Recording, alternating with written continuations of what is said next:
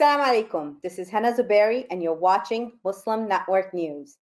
Our top story tonight is on the fight against climate change.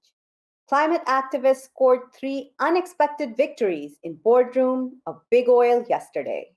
These victories indicate that the powerful oil and gas industry may no longer be allowed to ignore their role in harming the environment. In a surprising move, climate activists won 2 seats on oil giant Exxon's board. They have vowed to force Exxon to adopt a climate-friendly corporate direction. The strategy seems to have worked on Chevron, another oil giant. At its annual shareholder meeting the same day, the company had to adopt a climate-friendly resolution that had 61% shareholder support. Yesterday, a Dutch court ordered Royal Dutch Shell to slash its carbon emissions by 45%. The Shell lawsuit was filed by Friends of the Earth, Netherlands. It had more than 17,000 citizen co-plaintiffs. The lawsuit claimed that Shell's annual carbon emissions constituted an unlawful danger to the climate that must be stopped. The company's emissions account for about 3% of the world's total emissions. A Virginia news anchor called into question a Muslim delegate's ability to properly represent all people in the state in his bid for the state lieutenant governorship. Dave Lucas of WJLA in Arlington asked Delegate Sam Rasoul to assure Virginians that he will represent all of them, regardless of their religion or beliefs.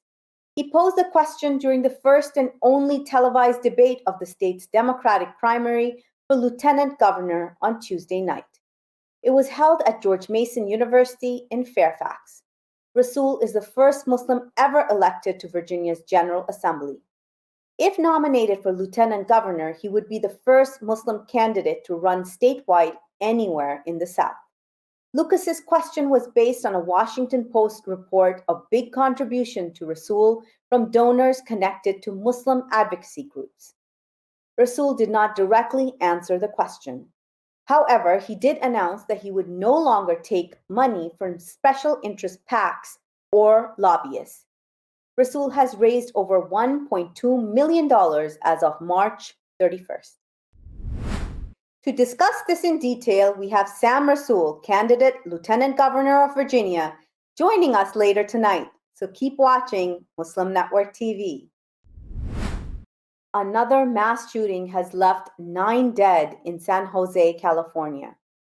Police say the shooter, who has also died, was an employee of the Valley Transportation Authority.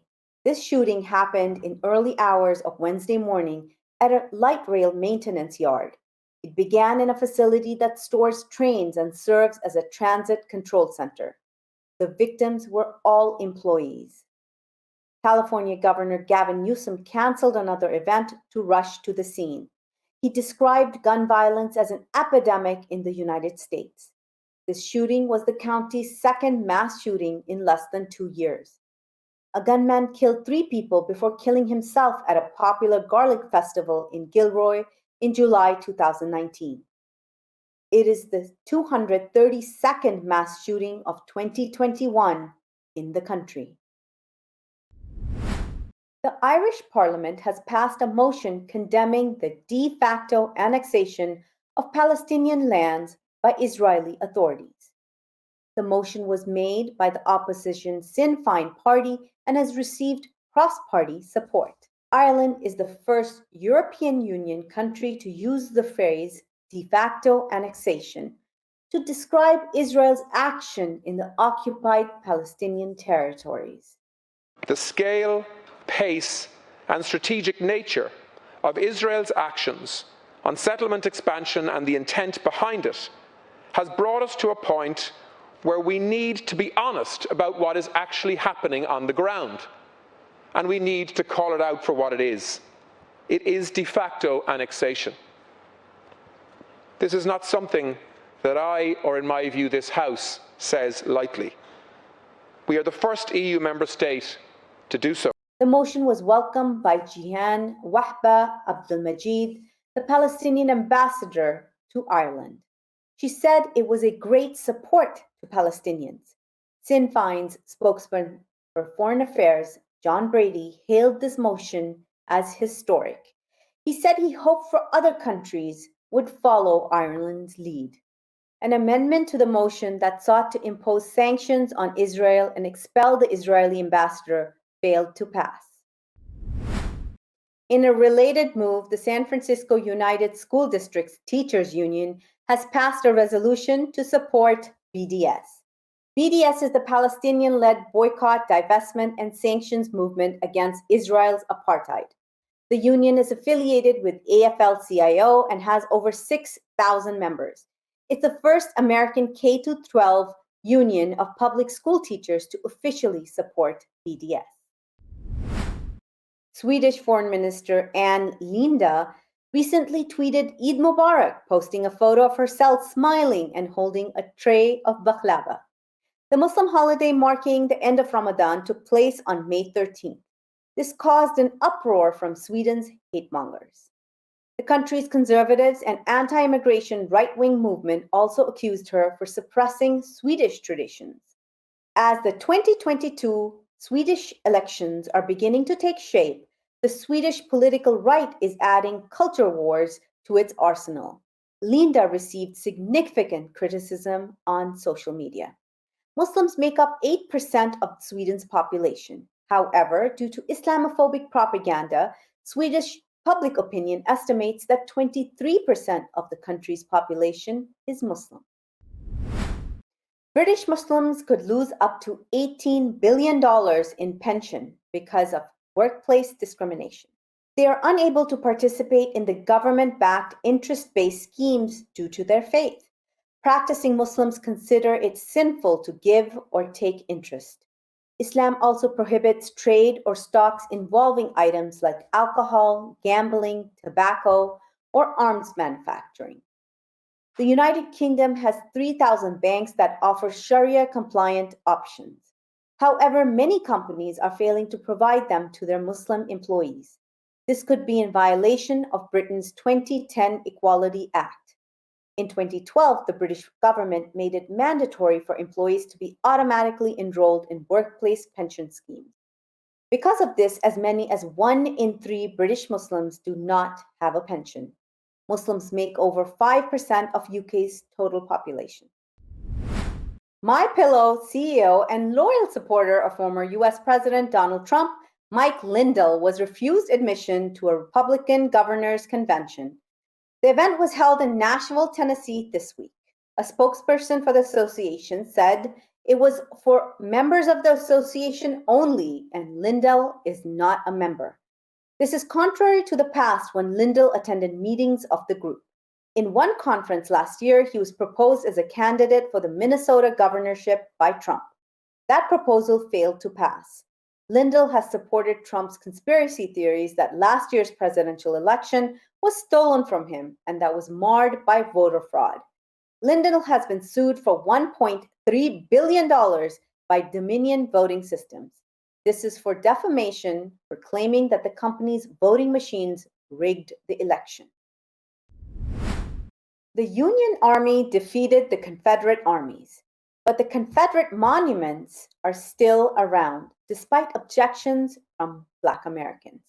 After the killing of George Floyd, there is a growing movement against these symbols of oppression.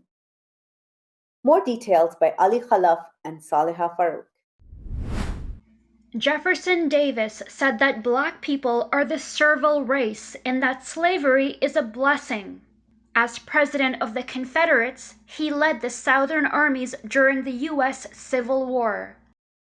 For 84 years, his statue of the president greeted visitors in the Kentucky state capitol. The state of Kentucky paid for the statue. Kentucky Governor A.B. Chandler also stood in front of a Confederate flag to dedicate the monument. He also declared, "Jefferson Davis is not dead. His spirit lives in the heart of the people." Activists see the statues as an effort to still claim that the Confederacy fought to preserve their culture.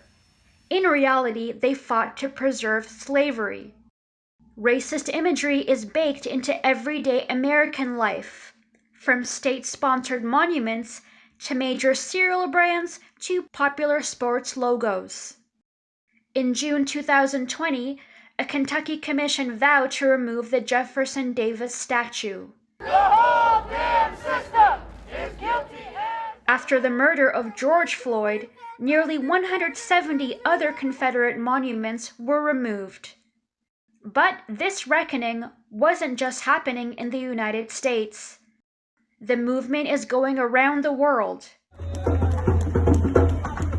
This statue of Robert Milligan was taken down in London after more than 200 years. He was a British slave trader who enslaved more than 500 people in Jamaica. London's Muslim mayor Sadiq Khan declared that all statues with links to slavery should be removed.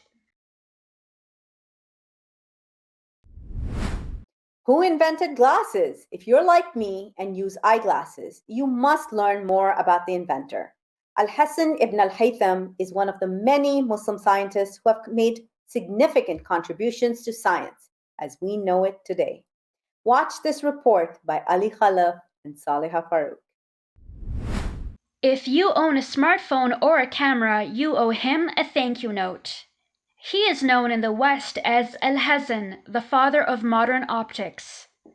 His Muslim name is al-Hassan, which became al-Hassan once Latinized. His full name was al-Hassan ibn al-Haytham. Al-Hassan was born over 1,000 years ago in the city of Basra in southern Iraq. He was a pioneering scientific thinker, mathematician, astronomer, and physicist. His methodology of investigation later became known as the modern scientific method. Al-Hassan was particular in using experiments to verify a theory. Through his book of optics and its Latin translation De Aspectibus, he became known as the father of modern optics. كيف نرى? We see because light rays reflect off objects and their image enters our eyes. His ideas influenced European scholars during the Renaissance.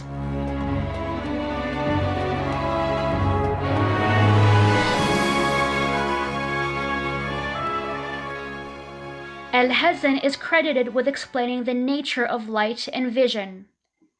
Al-Hassan used a dark chamber which was translated in Latin as camera obscura. That camera obscura became the basis of photography which we all enjoy today. Al-Hassan loved to write. He wrote 96 books. 55 of his books, written 1,000 years ago, have survived. In 2015, UNESCO celebrated the International Year of Light and the scientific legacy of Al-Hassan. Thank you, Al-Hassan, or shall I say, Shukran, Al-Hassan ibn al-Haytham.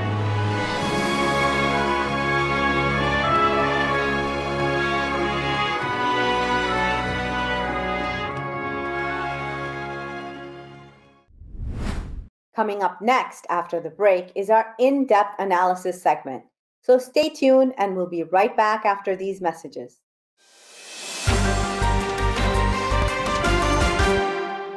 If I could be you, and you could be me for just 1 hour. If we could find a way to get inside each other's minds. Walk a mile in my shoes. Walk a mile in my shoes. Well, before you abuse, criticize, and accuse, walk a mile in my shoes. Despite the development of a COVID-19 vaccine, millions around the world will not have access. We need a vaccine that's free and available to everyone, everywhere. It's time for a people's vaccine.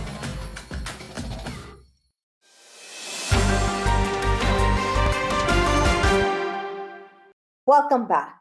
Racial and ethnic minorities often suffer from poor mental health outcomes due to multiple factors, including inaccessibility of high-quality mental health care, cultural stigma surrounding mental health care, discrimination, and overall lack of awareness about mental health. To discuss this in detail, let's go to Saleha Farouk. Over to you, Saleha. Thank you once again, Hena. Today, we're very happy to be joined by Dr. Abida Minhas, who is a licensed professional counselor based out of Dallas, Texas. Thank you so much for being here with us, Dr. Abida. Thank you so much for having me on, Salia. Our pleasure.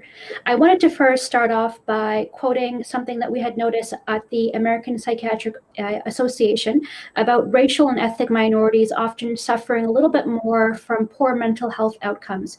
If you could talk to us about the different factors that might be disproportionately affecting such minorities, including what is standing in the way of fulfilling their mental health needs. Sure. Thank you once again for having me on. One of the things that's disproportionate about the racial minorities and mental health is, unfortunately, the stigma that's in our communities about mental health. And often, due to this stigma, how people from marginalized communities or communities from minority backgrounds don't often seek mental health. So in this country, for example, in America, we have 43 million people that suffer from mental health illnesses. However, out of those 43 million, we may have a very small fraction that are from marginalized or small communities of color and ethnic communities that often seek out help for those issues.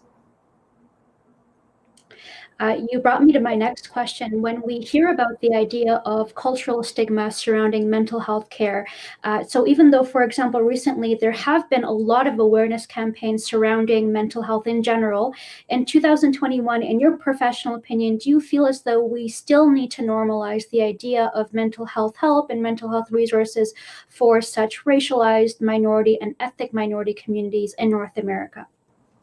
Yes, absolutely we do. I think one of the biggest challenges that we have from racial communities or people of color or ethnic backgrounds, often the stigma of not seeking out help often keeps them in the loop of their mental health or mental illnesses. So often what we have to do is educate people about the need of seeking help. Often people go in isolations or in their depression or anxiety for long periods of time because they don't want to seek out the help because of the shame, the guilt. Sometimes it's monetary factors. Sometimes it's not knowing if I could seek out help and get the benefit that I need from it. That the shame and guilt is profound because often people get labeled for having a mental health diagnosis. And another reason why mental health is stigmatized in our societies, but community-wise, that wide is what we see that contributing to that conflict even more so. So educating our communities is so important. Now, I wanted to delve a little bit deeper into a specific pocket within racialized and ethnic minorities, which is the North American Muslim population. For example, we saw a recent news report from Northwestern University student newspaper that actually revealed the lack of availability of Muslim mental health professionals and how that was affecting certain students on campus. If you could please talk to us about these kinds of disparities in terms of culturally competent, maybe faith-based help, and how that might or might not contribute to the mental health outcome of minority and diverse peoples from faith-based backgrounds, perhaps. Sure, thank you. That's such a good question, Saleha. I think how it impacts people is that, as you're in your last, really great question you asked about what is that keeps people from even going for mental health or mental health interventions. Add to that the cultural and racial stigma of mental health. You've got, a double compound effect of people not wanting to seek out help. And then the judgment piece of it. Oftentimes mental health is something where if people are being judged by their own inner circles, they're less likely to seek help. But on top of that, what you have is the disparity causes people to not want to connect with people that doesn't look like them, that doesn't relate to them, that may even judge them on top of their experiences that they're having. For example, if you talk about growing up in a marginalized community, coming from a South Asian or Asian background or a culture that doesn't accept the person you're speaking to, and there's a stigma that they may not understand them, you may not get that authentic experience of somebody getting the mental health and psychological help that they need. And it is very important that they connect with people that looks like them, that empathizes with them, that understands the experience that they come from. And empathy is a human experience. It's a human feeling. So anybody coming from a different culture can understand, but that understanding and lack of not feeling judged is very, very important in a clinical therapeutic setting. Thank you so much for that. I wanted to get into this idea of stigmatization and judgment. We found that sometimes, and I'm just using this as an example, but faith-based experiences sometimes might have people using spirituality or religion to perhaps maybe invalidate the mental health struggles of people. For example, saying that their mental struggles might be because of either not praying enough or not having enough faith, for example. If you could just talk to us about the idea of perhaps differentiating spirituality to heal between actually taking that crucial step to step forward and search for culturally appropriate mental health services, perhaps the differences between the two and why getting real help might matter and might make a difference for some people.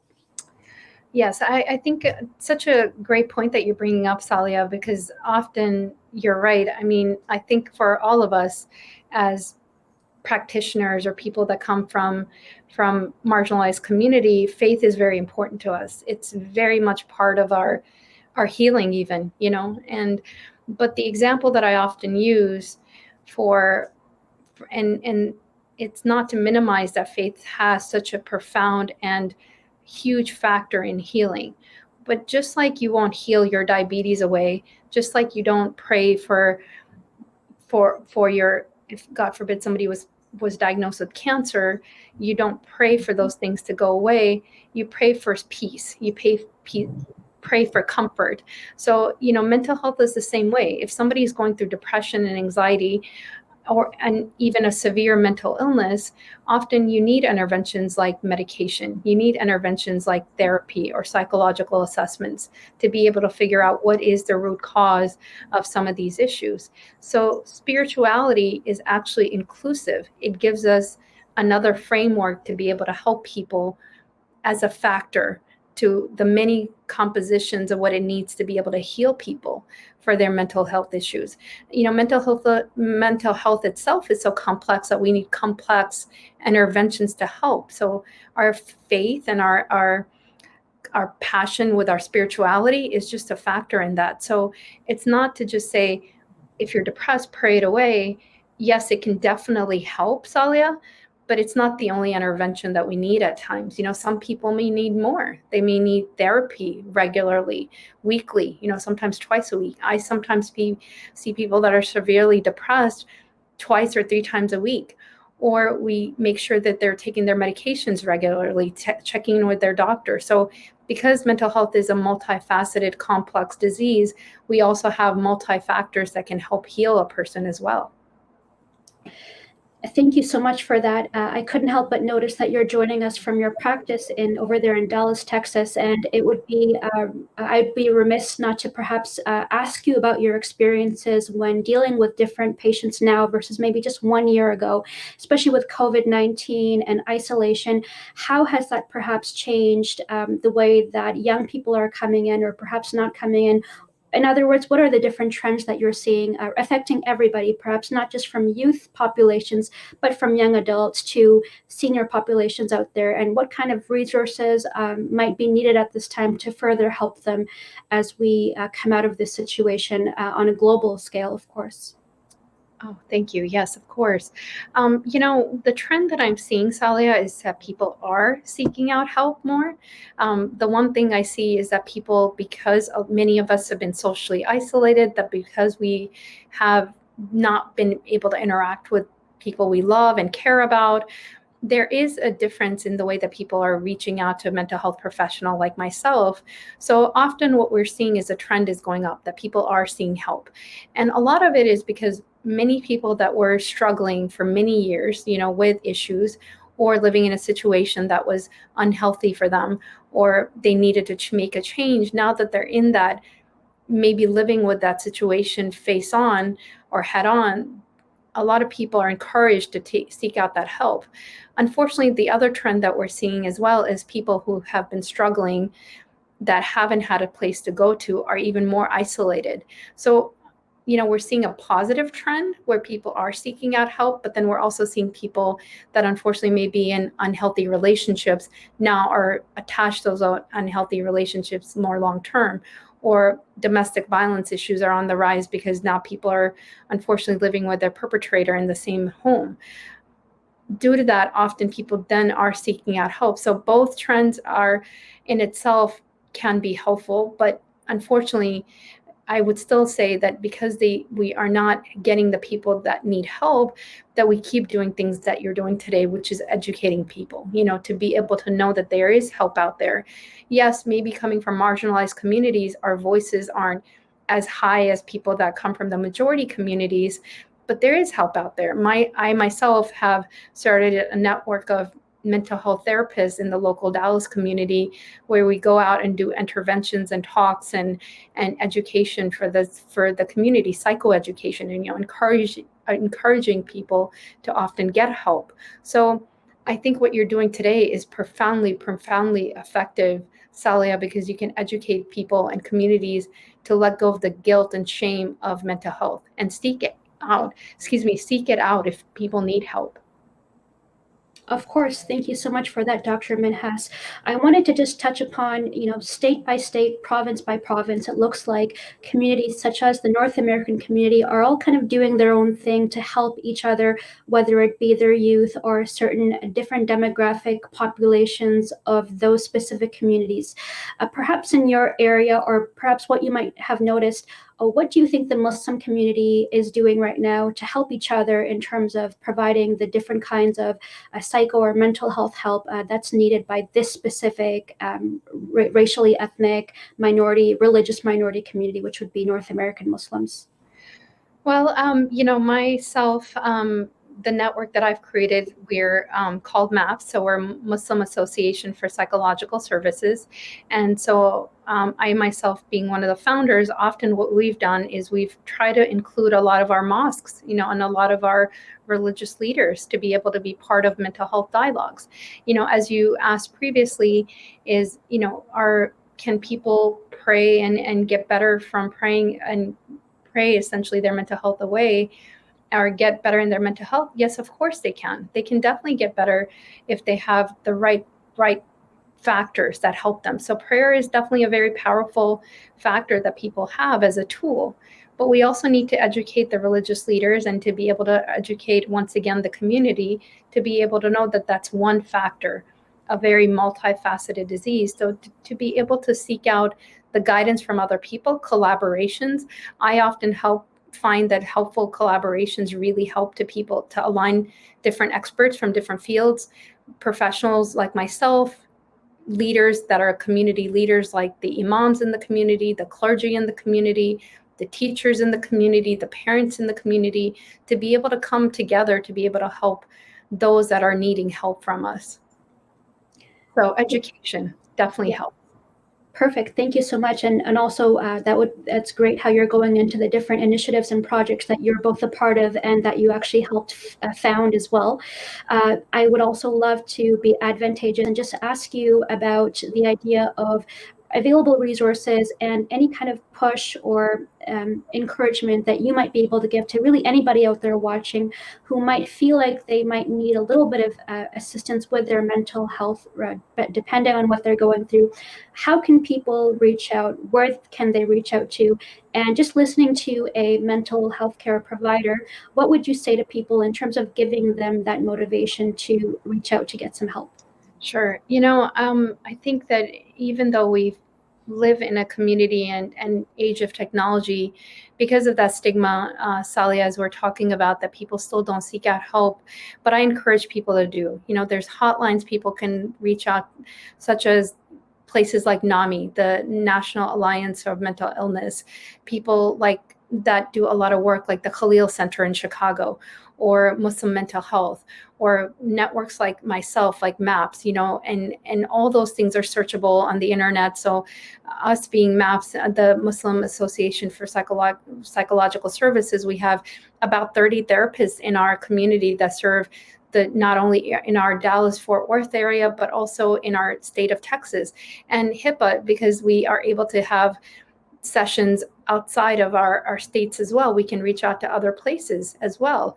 And then we have national hotlines, and in fact, if you have and know somebody that may be suffering or may have had any thoughts of hurting themselves or anyone else, encouraging them to reach out the suicide hotline, to be able to then, if there's nobody else, to be able to connect them with community resources in their areas, somebody they trust, like a friend or family member or a teacher, all those people that you trust can be such a big source and big resource for you. But many times we have, again, NAMI, National Alliance of Mental Illness, or Khalil Center, MAPS, suicide hotlines, to be able to look at programs where people can reach out and have a hotline or somebody to connect to before they can get to a professional.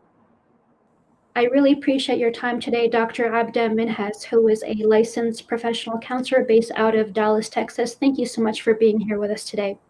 Thank you so much for your time, and I really appreciate the work that you're doing, Salia. This can definitely help impact and change many lives. So I thank you, and I encourage you to keep doing this work, because there's many people that need it and suffer silently. So I thank you for this time. Our pleasure. All right, back to Hena Zuberi in the newsroom. Thank you, Saliha. Before moving on to our next analysis, we'll take a quick break. We'll be right back after these messages.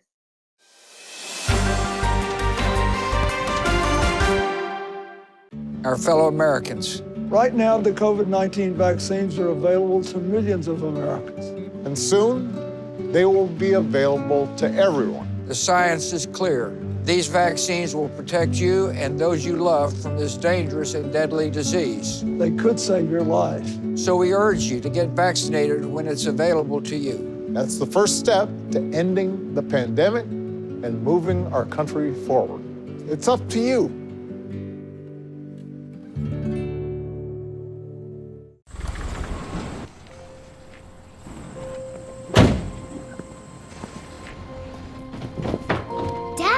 They took over my bedroom. Come on, come on.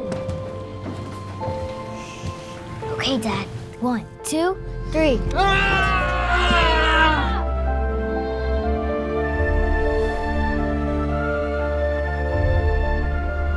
Dad!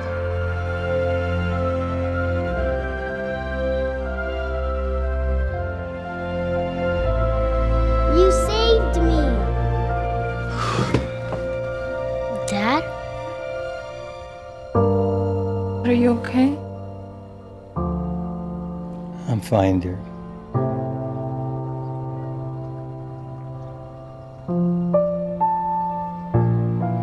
Your hero needs you now, and AARP is here to help. Find the care guides you need at aarp.org/caregiving.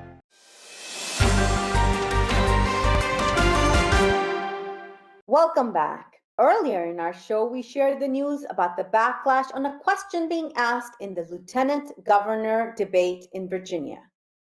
To discuss this in detail, let's go to Imam Abdul Malik Mujahid, who's with the first Muslim ever elected to Virginia General Assembly, Delegate Sam Rasoul. Over to you, Imam Mujahid. Thank you, Hena. Washington Post recently dwelled on something I have not seen Washington Post talking about. They don't check what is the faith of a candidate and what is the faith of the donors to that candidate. But Washington Post decided to do that, I think with the full editorial approval, that is Sam Rasoul, who has been a politician for a while in Virginia and is a candidate for Lieutenant Governor of Virginia, is a Muslim and receiving donations from other Muslims out of his state. Wow. That must be a major story for Washington Post. Have they done this to Catholics or Jews or Protestant or evangelical? They did that. And then there was a debate a couple of days ago, and ABC 7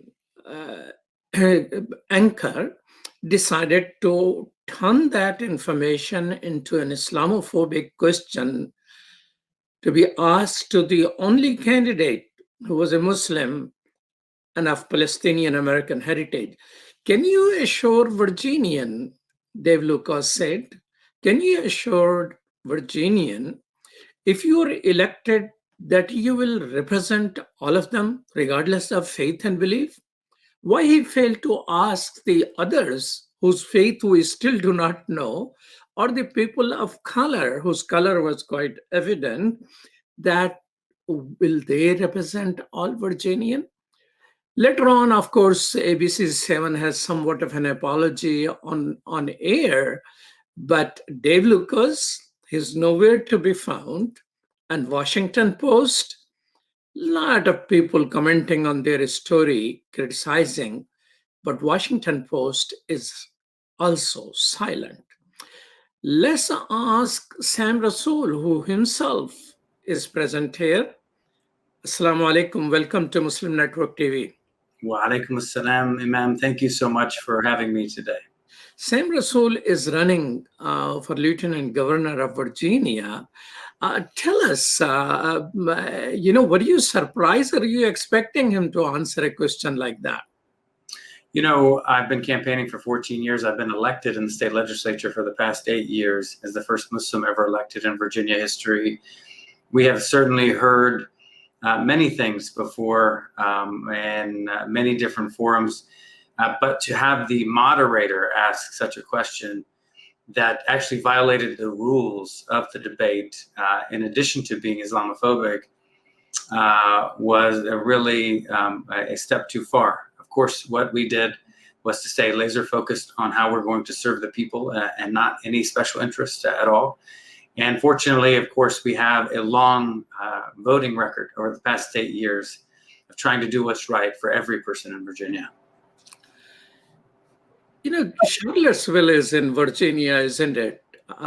And it has memories of hate towards people of color, hate towards Muslims, hate towards Jews.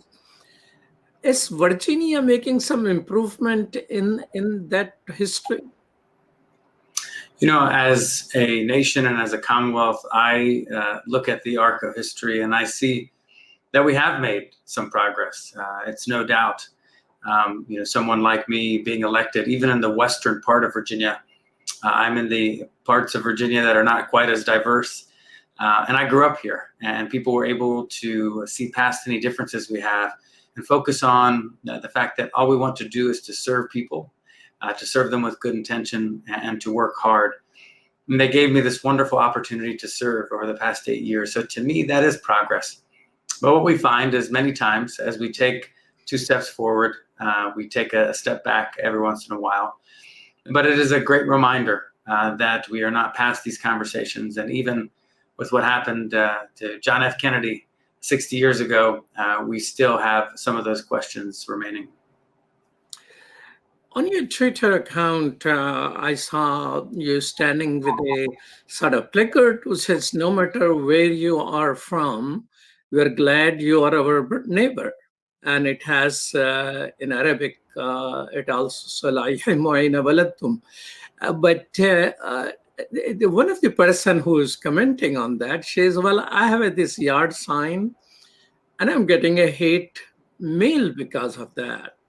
So is that a struggle more towards the West Virginia, or the whole Virginia has some hope growing up out of these things? Well, her response to that quote was that she ordered more signs of them and began to distribute them. Because look, as Martin Luther King said, that hate cannot drive out hate, only love will do that. Light will drive out the darkness. And this is what I truly believe. Certainly, this is the truth in politics. that hatred and darkness are easier, are prevalent in many ways. It is harder, the politics of love and bringing people together. But the reality is it's more lasting, and we can certainly feel better about that type of politics. So we will continue pushing hard for a better type of politics, a better way to campaign and serve. Yeah, the Katie does say that she bought more signs and gave it out to those people who are interested in a welcoming sign for their neighbors. Tell us this. I mean, one of the things which you have done, here's the media, which ask a hateful question, creating more confusion in the eyes of voters. And being unfair in that, and you're saying that it violated rules of the debate. So what are the repercussions for people who violate the rules of debate? Well, it's in the court of public opinion at this point. This is not the first time things like this have happened in society. Clearly, unfortunately, it reared its ugly head in this primary. But with 12 days left, in my historic bid to become the next lieutenant governor here in Virginia, I am laser focused on trying to have a conversation about what is best for Virginians, how I can serve all the people of the Commonwealth, as I have done over the last 8 years in the state legislature. And I think that is what people want us to focus on. Certainly, we must stand up and be bold and push back against this nonsense as it rears its head. And keep it in perspective that in the end, the vast majority of Virginians are really interested in how we are going to uplift them. Share with us, Sam Rasoul, that, just yesterday in San Jose, early in the morning, 8 people got killed. And crimes are all over. And last weekend, there were close to 40 people who shot dead from Atlanta, Virginia, and all. Of course, Illinois had the highest number.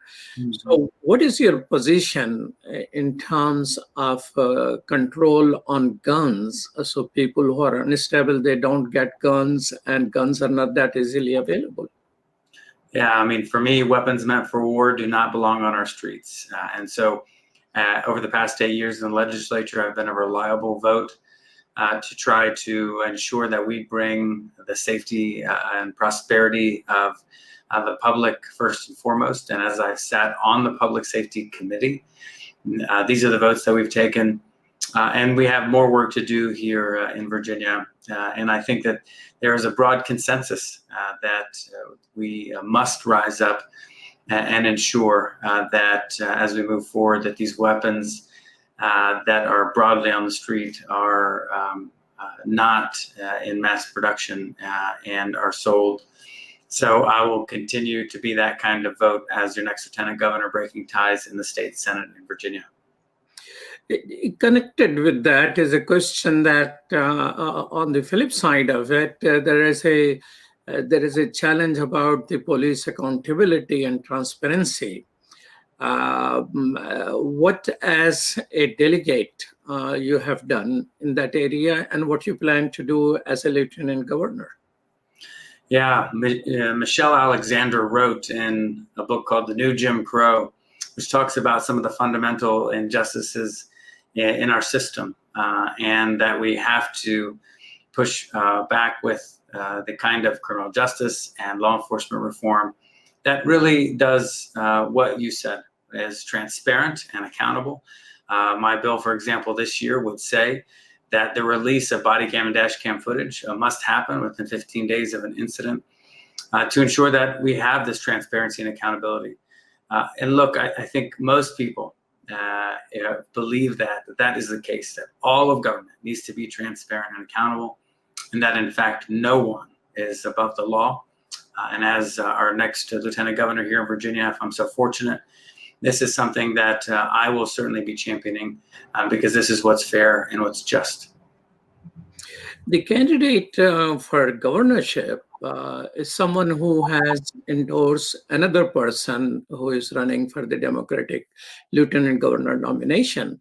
So if you win and he wins, what will be your relationship like? Actually, to make a distinction in Virginia, we have single-term governors. So the endorsement of another candidate was by the sitting governor. But there's right now there's a 5-way primary for the gubernatorial nomination. However, there is the great question that you're posing as far as the likely Democratic nominee for governor, as what the polls say. I look forward, whoever one of the 5 that is nominated. I've worked with all 5 of them already in my time in the legislature, and looking forward to being able to work with whoever of the 5 obtains the nomination in moving forward. Is the lieutenant governor has some exclusive powers, or they are just assistant to the governor? Well, the governor is far more powerful than the lieutenant governor. To give you some idea, our U.S. Senator Tim Kaine was lieutenant governor, then he became governor, and then he became U.S. Senator, is only one of the 3 statewide, state-level elected officials here in Virginia. The lieutenant governor is the presider and president of the Senate. And in the Senate, with a closely divided Senate, the lieutenant governor currently has a significant amount of sway with regards to what will happen with public policy. And so being able to work with the incoming governor, whoever she or he may be, on certain policy and advancing conversations, casting those critically important tie-breaking votes, and continuing to work with my General Assembly friends and colleagues, as I have over the past 8 years, to advance legislation and achieve progress here in Virginia. Tell us this, that as economy is changing, and Virginia being one part very close to Washington, D.C. and service economy, how Virginia, where do you see Virginia in next 5 years or so? Well, fortunately in Virginia, even with the pandemic, our economy has come back pretty strong. And so we see unemployment going down drastically. We see businesses even struggling to find enough workers. However, there is really the tale of 2 Virginias, and we see the struggle where the have and have-nots has struggled across the country. That has been exacerbated by COVID. It has been my experience that people have done very well during COVID, many of them, and then many more are still struggling. And so it is tough to watch these 2 narratives playing out side by side, people doing well and others still waiting on that first unemployment check. One of the things which you have recently done, although media has not done any favor to you, but you spoke up for a local media, and you have some thoughts on how to strengthen the local media. I mean, newspapers and local media essentially is dying out. So what you could do for the survival of niche media or the local media? Yeah, I think that it is unfortunate what we have seen, the attacks on local journalism, as we have big corporate conglomerates buying up local newspapers and other stations. And the reality is we have to stand up, because local journalism is a very important part of the fabric of our society. And that true freedom of press is critical for people to be able to see some of this knowledge. And so we've released a full plan, and people can go to my website at samforva.com and learn more about a few steps that we think can help out local journalism, including trying to help support some of these newer nonprofit and other models that are trying to fill the void as newspapers continue to struggle. Well, thank you so much, Sam Rasoul, for taking your time out from busy campaigning in Virginia. Look forward to seeing you again, and good luck in elections. Thank you so much. It's a pleasure having this time together, and hopefully we will talk very soon. Back to you, Hena. Thank you so much, Imam Mujahid and Delegate Rasoul. That's all from our Washington studios tonight. Keep watching Muslim Network TV. For more, visit our website, muslimnetwork.tv. Assalamu alaikum and good night.